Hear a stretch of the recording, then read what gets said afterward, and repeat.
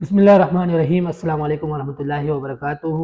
Programme قرآن ٹاکس میں میں ہوں آپ کا میزبان لقمان جلیس، اور آج کے ہمارے مہمان ہیں ایز یوزول، روز ہی تقریباً وہی مہمان ہوتے ہیں، مولانا شعیب صفدر صاحب۔ مولانا شعیب صفدر صاحب، سب سے پہلے تو آج کے موضوع کے حوالے سے بتا دیا جائے ہمارے ناظرین کو۔ آج جو صورت منتخب کی ہے وہ سورہ کہف ہے۔ سورۃ الکہف کا بنیادی تھیم سب سے پہلے ہمارے ناظرین کو بتا دیا جائے کہ سورۃ الکہف کیوں نازل ہوئی تھی، اس کی پس منظر کیا ہے؟ جی، کے بارے میں آتا ہے کہ یہ 2 جمعوں کے درمیان نور ہوتی ہے، کہ ایک جمعے سے دوسرے جمعے تک۔ اور اس سورت کی ایک اور بڑی عجیب سی خصوصیت آتی ہے، جو ہے کہ یہ دجال کے فتنے سے حفاظت کا ذریعہ بنتی ہے۔ اس کی 10 آیتوں کے بارے میں بھی آتا ہے، اور پوری سورت بھی لوگ تلاوت کرتے ہیں، سنت حدیث میں بھی اس کے بارے میں آیا ہے۔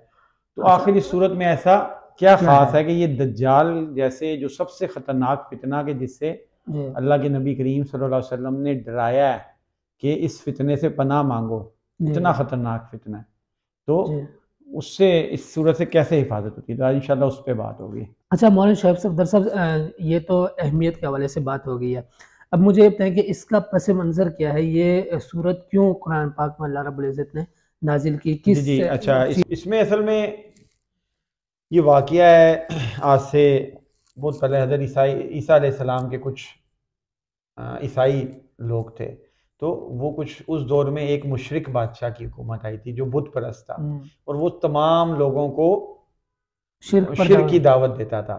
اور یہ کچھ نوجوان تھے، دقیانوس اس کا نام تھا، تو اس نے دقیانوس اس بادشاہ کا نام تھا، تو اس نے مختلف یہ کچھ نوجوان تھے جو اس پہ ایمان نہیں لا رہے تھے، تو کہتے تھے کہ ہم ایسے کیسے اس کی باتوں کے اوپر عمل کریں، ہمارا تو رب اللہ ہے، ہم کیسے اس کو اپنا رب بنا لیں، یا کیسے شرک کر لیں، اللہ کے ساتھ کیسے کسی کو شریک ٹھہرائیں۔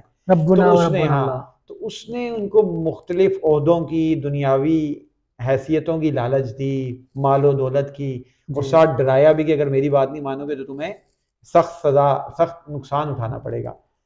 تو اب ان کے پاس کوئی اور رستہ نہیں بچا تھا، تو انہوں نے، یہ چند نوجوان تھے، انہوں نے ڈیسائیڈ کیا کہ بھئی ہم اس سے اب بچنے کا ہمارے پاس ایک ہی ذریعہ ہے کہ ہم یہاں سے کہیں دور بھاگ جائیں تو اپنے ایمان کی حفاظت کریں۔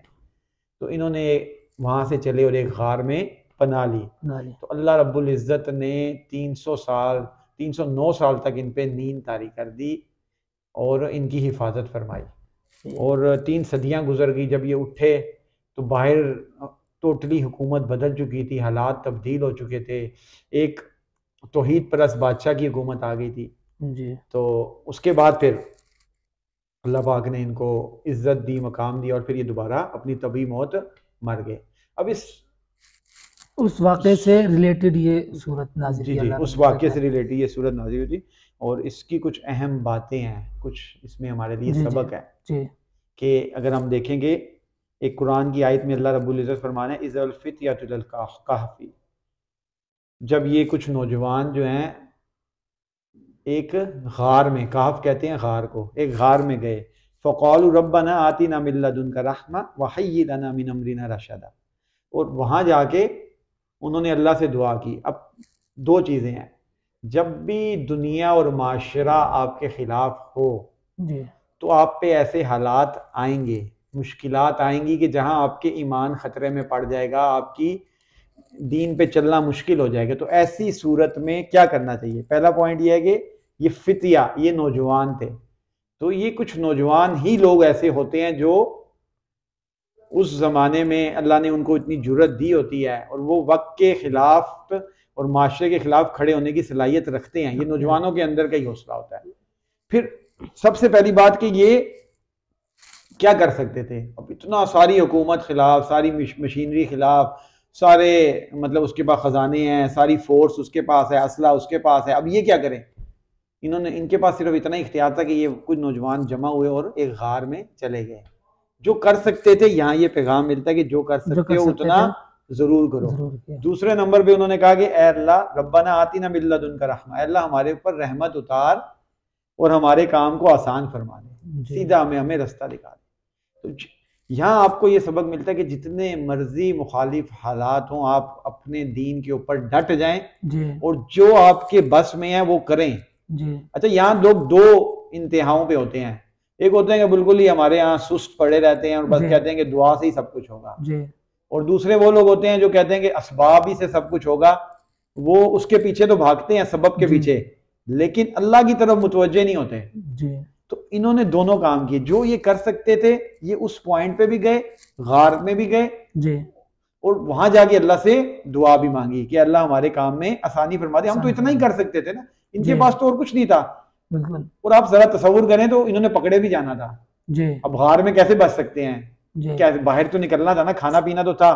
تو جب انہوں نے جتنا کر سکتے تھے اتنا کیا، تو آگے اللہ نے ان کے لیے کیا کیا؟ اللہ نے کیا کیا؟ اللہ نے ان کے لیے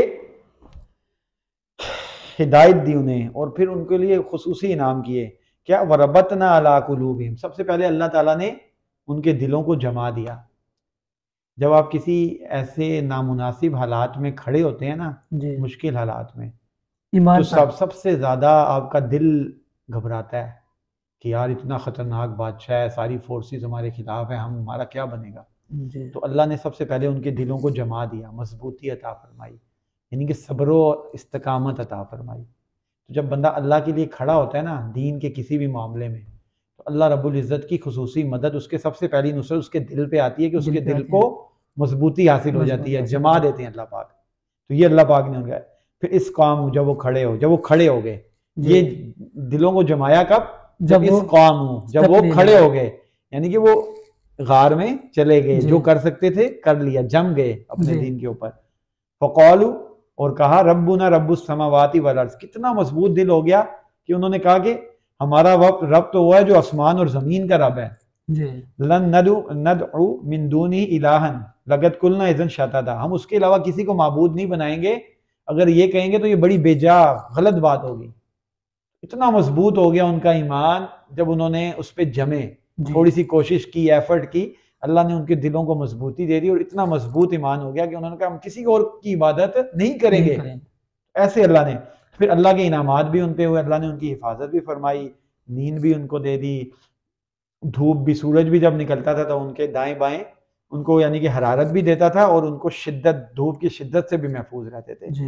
اور اللہ پاک نے جب وہ اس غار میں انہوں نے گزارا وقت، تو 300 سال کے بعد جب باہر نکلے تو زمانہ بدل گیا۔ یہ بھی ان کا ایک معجزہ کرامت کہہ لیں کہ اللہ تعالیٰ نے ایک توحید پرست بادشاہ کی حکومت قائم کر دی اس کے بعد، اور اس کے بعد پھر وہ اللہ نے ان کو قومی ہیرو کا درجہ دے دیا۔ تو یہ سب ان کی ایک کرامت تھی، اور یہ سب دین پہ ڈٹنے کا۔